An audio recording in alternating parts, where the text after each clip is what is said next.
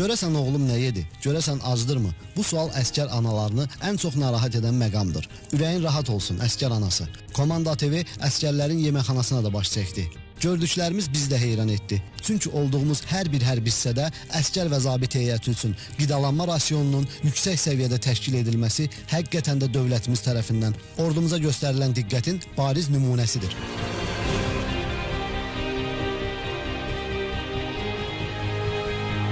Hal-hazırda əskər yeməkxanasındayıq və gördüyünüz kimi əskərlərimizə gözəl yeməklər hazırlanıb və istərdik onların özlərindən öyrənək ki, yeməklər necədir. Xoş gördük, nuş olsun.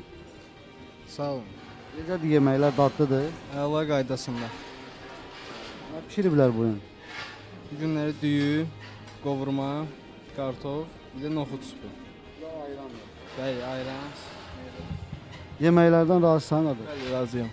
Doyumlu olur, istəyəndə artıq verirlər, yoxsa necə? Bəli, nə qədər istədim verirlər. Yəni. Yaxşı, sizə nuş olsun, sizi yormayaq.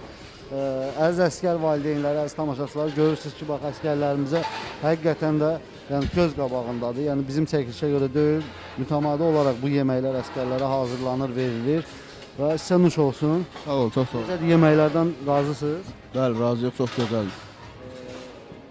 Nədir bu? Aşla? Açdım, üstünün qarasıdır, kartoşka qızartmasıdır. Ümumiyyətlə sizin istəyə uyğun yeməklər bişirib hazırlanır burada? Bəli. İstəyirlərin istəyinə uyğun bütün yeməklər hazırlanır, verilir. Razısınız? Bəli, razıyıq. Çox gözəl, sizə nuş olsun.